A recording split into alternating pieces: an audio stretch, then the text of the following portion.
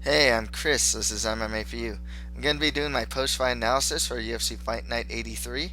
But before I get into that, I'd like to plug my own author's website at www.chrismoldong.com. I am an aspiring author specializing in the fantasy genre, and you can actually support me and my journey of being an author by buying my first novel, The Mustard Prince in the Convict Kingdom, for $8.95 uh, at www.chrismoldong.com. And on my website, you can also check out things like blogs, free short stories, by other stories for sale, and the Writer's Talk web series, which is just me talking about like everything writing. Okay, on to the card. Overall, I thought especially the main card was a pretty fun card. Some of the prelims were really good. The women's fights were actually really good. Got a new prospect in Olawell. I can't pronounce his last name. I gotta figure out Bangus, or something like that. He looks really good. Sean Strickland is coming up. Chris Camozzi, where did he come from, man? Um, he looks like he might actually break out of the mid tier. Bermudez did his thing. Garbrandt did his thing. Brunson is really coming up. And Cerrone looked good. Well, pretty good at welterweight. Picks, not too bad. Got 9 out of 13 correct. The 4 that I missed are Shamil Abdurrahima versus Anthony Hamilton. Ashley Evan Smith versus Marion Renault, even though that one is considered like a big robbery. Nathan Coy versus Jonathan Webb. And Oliver, I'll just say Bamboos because I don't know his last name, versus Daniel Serafian. Okay, and bonuses: Cerrone and Camozzi got performance of the night, while Murphy versus Fashols got fight of the night. One thing to note about this card was the extremely controversial judging and reffing. There are if you actually look at the scorecards for Renault versus Evan Smith, they added the totals wrong. I think, what was it? Every judge gave Evan Smith the first round, even though she almost like didn't she get dropped or rocked, right? And almost lost the fight in the first round. And then the refs, I mean, these stand-ups. I mean, one guy gets like the back and he gets stood up. And it's not like he's not working. I think it's Lalico and Anthony Smith. Just a lot of these weird separations and whatnot. Well, let's just get started. Donald Cerrone defeated Alex Oliveira by triangle choke in the first round. Very slick submission from Cerrone. Cerrone is just much better on the ground than Oliveira. And Oliveira, as good at, he's a solid prospect, but he really made a big mistake leaving his half guard open like that. On the feet, I thought Cerrone, he's always a slow starter. I felt he was having some trouble against Oliveira, who's like really long, really strong too. Um, I'll say this too: Cerrone doesn't look particularly big for the weight class. He's relatively tall, but he just doesn't seem that big. I kind of wonder if that's going to affect him in the future against some of these much bigger fighters at welterweight. Skill wise, though, I mean, Cerrone's striking and his ground game is just really good. There's really not much else to say about this fight. It was short enough. I don't think Alex Oliveira loses much. I think he'll probably stay at welterweight. He could move back to lightweight, but I don't know. He jumps around. He'll fight anyone, anytime. Um, it's just one of those things where, he's a cowboy. Like Cerrone, he'll fight anyone, anytime, anywhere. So with Oliveira, I mean, if he stays at welterweight, you can give him like an Alan Joban or like any fun action fighter you want, really. Um, who's coming off a loss, Give him like Ben Saunders, I don't know. Doesn't really matter. Cerrone's got a name, so in one sense, you kind of gotta give him some guys that are kind of high up there. Like there's no point in giving him like some lower level guys. I'm thinking like maybe a Patrick Cote. He's got something of a name. Maybe Ponzinibbio because Ponzinibbio's coming off a win. Or you can just go with the Tim Means matchup. If he stays at welterweight, if he goes back to lightweight, um, there are excellent matchups for him there as well. Um, but I have a feeling he's going to stay at welterweight. Next round after that, Derek Brunson defeated Ron Canero by TKO in the first round. So here's the Derek Brunson thing, and it was actually pointed out to me before. When he either gets like a decision or a first round finish. I mean, that's the thing with Brunson. When he gets that first round finish, man, he goes ape on his opponent. I mean, look at the Ed Herman fight, the Sam Alvey fight. Like when he knows he got his opponent in a bad position, he really lets his hands go. Brunson has come a long way since his days in Strikeforce. I didn't think he'd be this good. Quite honestly, I kind of thought he'd just be a top control grinder. But yeah, no, it turned out that he's really put his hands together now, and then he always has the wrestling to fall back on as well, and he has a power too. I'll say this about middleweights too. They're freaking huge now, man.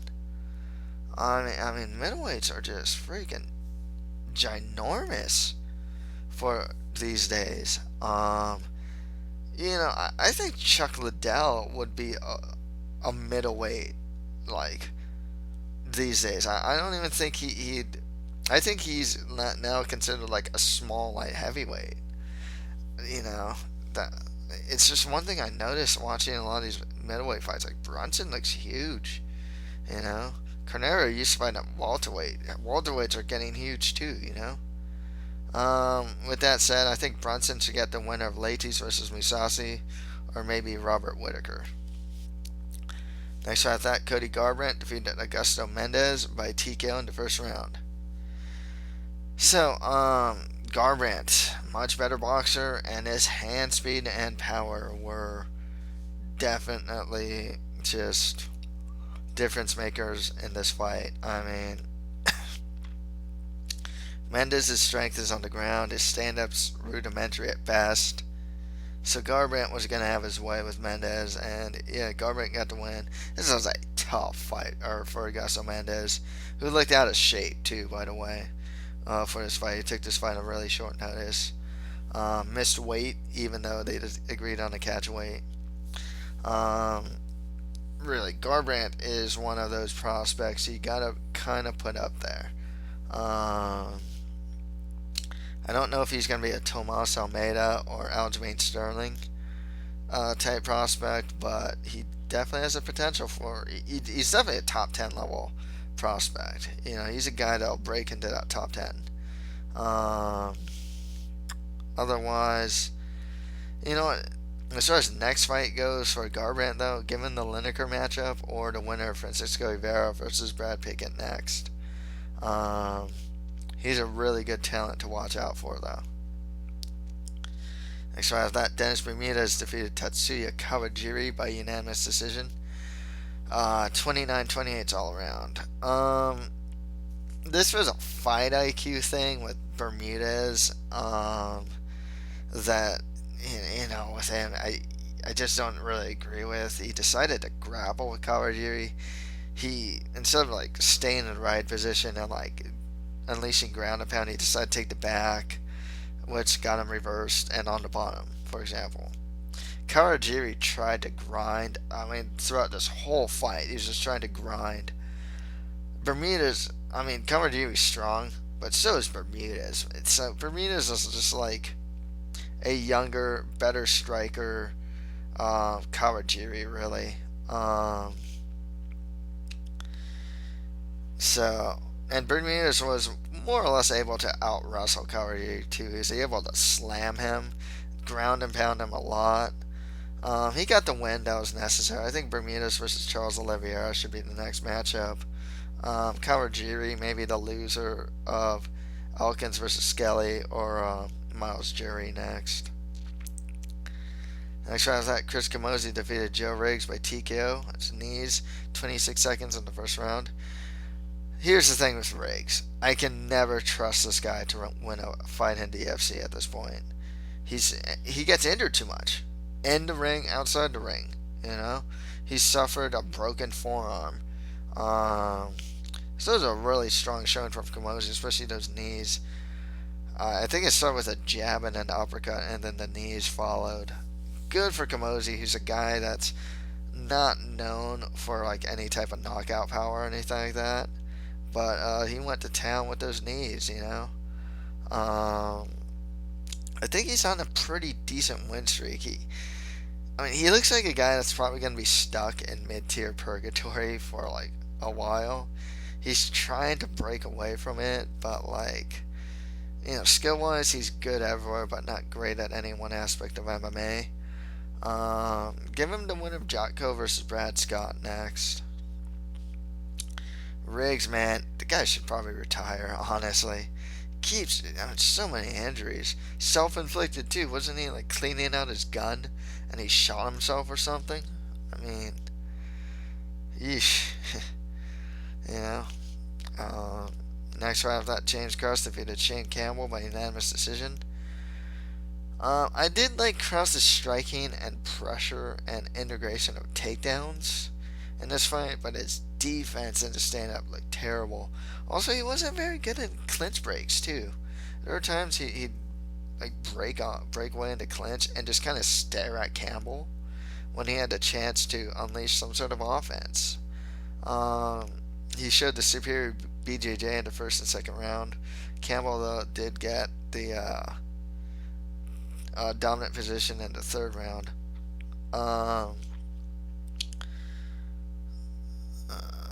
And yeah, you know, Campbell showed a good ability to just survive, really, and he did pretty well to stand up.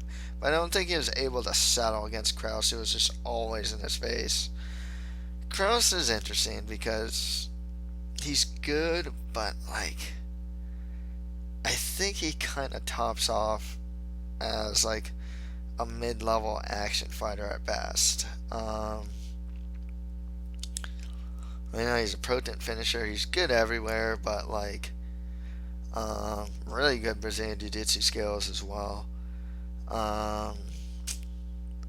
There's not really anyone in particular I would give him next per se, but he's coming off what, a 2-fight win streak. You know, if you wanted to give him a step up, then give him like an Evan Dunham or something like that. Shane Campbell. Shane Campbell. I think he kind of tops off as a fun action fighter at this point. He's improving his grappling a lot, though, so maybe we'll keep seeing some improvements, but I don't really know where, like, or excuse me, I think his ceiling really is this fun mid-level action fighter at this point, and he's just get more lower to mid-level guys. On to the prelims. Sean Strickland defeated Alex Garcia by TKO in the third round. Garcia just could not get through Strickland's jab. Hamilton had that same problem against Abdurrahimov. Other problem with Garcia, man, that guy is such a low volume striker. I picked Strickland to win, and the thing with Strickland is he is improving. He's a good grappler. And it looks like his striking's getting better too. He's fighting long, which is good. It's good to see him work a jab. And a guy's like 6'2", 6'3", or something like that, you know. And he's a good prospect. I can't really tell how far Strickland's gonna go in the division. He did have that setback against Santiago Ponzinibbio. One thing about Strickland, he needs work on his defense. He can't rely on his jaw or his chin forever. And Strickland has a really good chin. As far as who he should get next, though, maybe Sergio Moraes. Let me see who else. Maybe, you know what? Maybe even Warley Alves versus John Strickland. That'd be pretty cool as well. Garcia should probably just get more lower to mid tier guys of the division. Next fight after that, Olawale Bamboos defeated Daniel Sarafian by knockout. 1 minute in the first round. I like this guy. I think he is a prospect that the middleweight division needs. He's strong, he's fast, he's powerful, he has a fun fighting style, has a good post-fight interview. Um, he's got it all, you know. So, with that said, he still needs seasoning. He still hasn't been past the first round, but he has a lot of potential. You know, just give him some of those like lower level middleweights that just kind of hang around. Um, you know, your Trevor Smiths or something like that. Sarafian, at this point, he's probably going to get cut from the UFC. It just, he doesn't have a place there, you know? That's really all it is. He just doesn't have a place in the UFC at this point. Next fight after that, Anthony Smith defeated Leonardo Augusto Leleco by unanimous decision. Smith took this fight on short notice, but and I like Smith's game. I remember seeing him in Strikeforce and thinking he's got some potential. He's really tall, you know, like 6'4" or something like that. He's got a good ground game, and his striking has improved. However, he still brawls. The other problem with Smith is he's just not durable. I mean, he just lacks durability. It looks like he's really put everything together, though. Like, when he does strike, and then when he is technical, he looks solid. You know, he'll throw the straight punches, throws a nice kick, moves pretty well. And, you know, he's got a ground game, too. When he starts brawling, leaving his chin up, though, he's there to get hit, for sure. Leleco, this guy's chin is just crazy good. Even in the regional scene, you can see it. The guy's just tough. He is not technical at all in his stand-up. He will wing punches. He does have a good ground game, though. He's not really a prospect. I think Leleco's in his, like, 30s now. Both of them, smart lower to mid-tier guys of the division. Next fight after that, Nathan Coy defeated Jonathan Webb by unanimous decision. So, this fight kind of defines why I don't like telling people confident picks. So everyone asks me, hey Chris, what's your like it's usually three most confident picks of this card. So I'm like, okay, Cerrone Oliveira, okay, Cerrone, Brunson Canero, Brunson. I should have said Garbrandt Mendez, so I think I didn't change it. So I said Webb over Coy. This is exactly why I hate doing that, because like you know, even though I'm confident in this, I thought Webb was the better striker. He's a good wrestler himself. Nonetheless, prospect versus veteran. This is what happens. Okay? The veteran just has more tools, a little more savvy than Webb, who gassed out. He looked unable to do anything off of his back. In the first round, he looked great.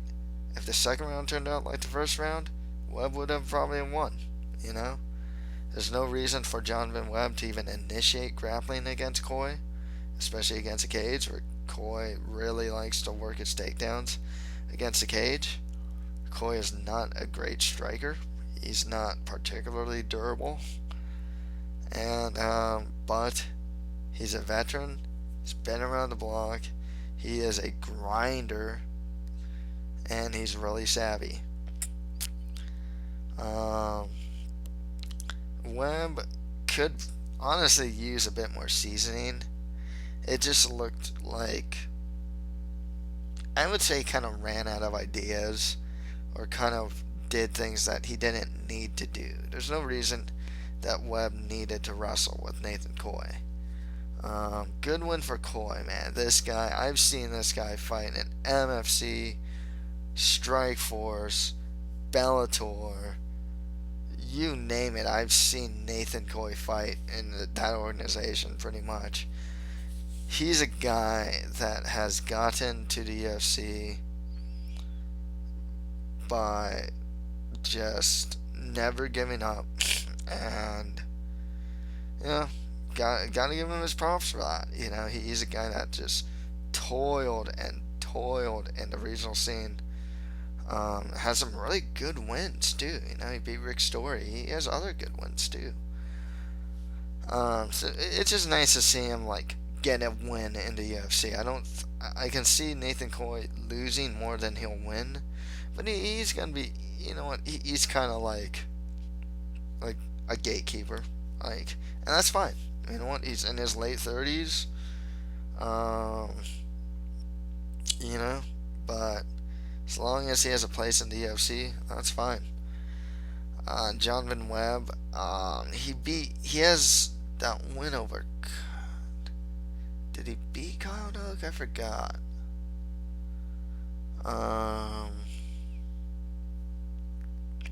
No, I think he's on a 2-fight losing streak. Lost to Kyle Noak, and then he lost here. He might get cut. He needs some seasoning. He's good.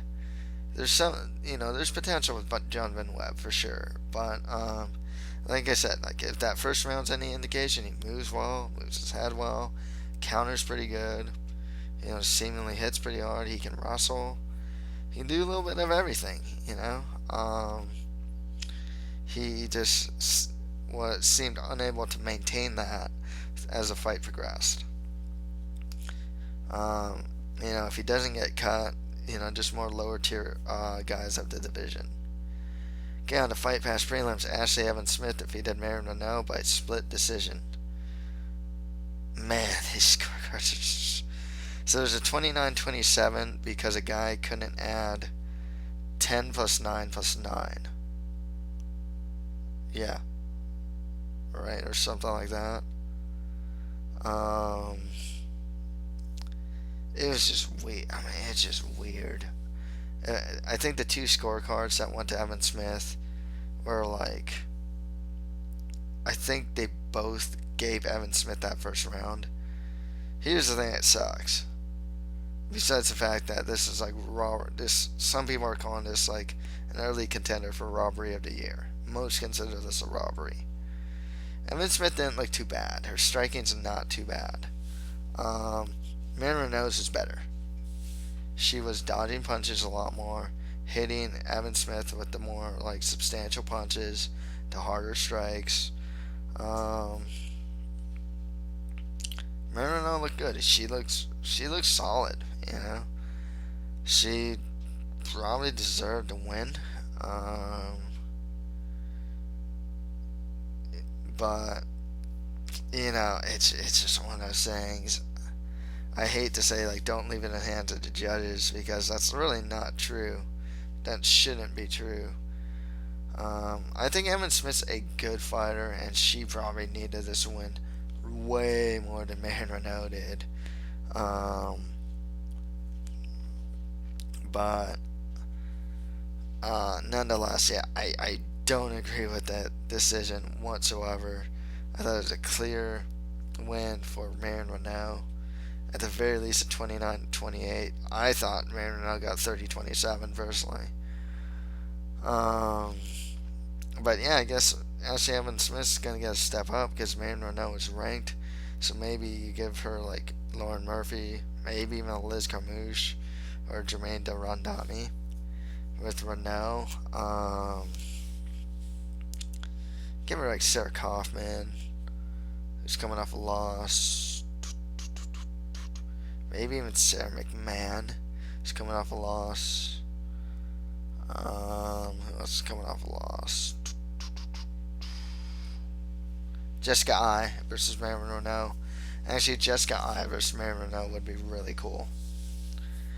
Next fight after that, Lauren Murphy defeated Kelly Fashels by TKO 4 minutes and 55 seconds into the third round. I liked what I saw of Fashels, and she does not have a lot of fights. You know, her striking looked kind of crisp. I mean, she took the fight on short notice, and she lost. But dude, did she do well in that first round? Murphy adjusted well. I gotta say, Murphy's striking looks much improved.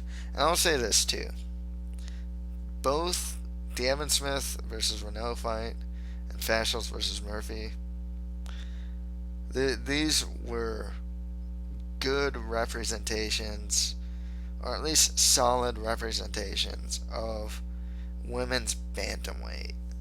Because women's strawweight is the division that I see being like you have the most technical female fighters, and bantamweight can sometimes be like a bit sloppy. Um, you know, Watching Renault versus Evan Smith, I was like, okay, hey, they don't punch, they don't strike particularly sloppy. Renault looked really good there. Lauren Murphy, she used to be a real sloppy striker. Looked a lot better, feinting a bit, even moving her head. She threw some good punches. She always had good ground and pound. So really like what I see from Murphy there. And Murphy's just tough as nails too. Fashels, for someone so new to look, have a good outing. Heck, the fight got fight of the night. She's a great addition to the UFC Women's Bantamweight division. And that's a division that is not getting many new fighters. So, definitely a very welcome addition. But with that said, Fashels to get more just lower tier fighters of women's bantamweight. Or Murphy, maybe just get a Raquel Pennington or Jermaine Durandami or something like that. And finally, Shamil Abdurrahimov defeated Anthony Hamilton by unanimous decision. Hamilton just could not get past Shamil's jab and his overall striking. I mean, Hamilton just could not take Abdurrahimov down.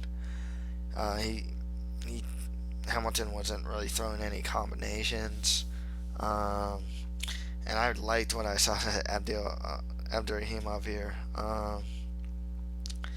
Against Tony Johnson, he didn't look that good. Once Johnson got on top of him, mounted him, Abdurrahimov just collapsed and just crumbled. With that said, though, it's not Tony Johnson, Timothy Johnson. Timothy Johnson's an underrated heavyweight. I gotta say, that guy is actually pretty good. In hindsight, I don't think losing to Timothy Johnson is that bad. And Anthony Hamilton is just, the guy's gonna be stuck as like a lower level heavyweight. He's in his mid 30s. He's big, but he's not particularly quick. He does hit hard. He's not super durable though.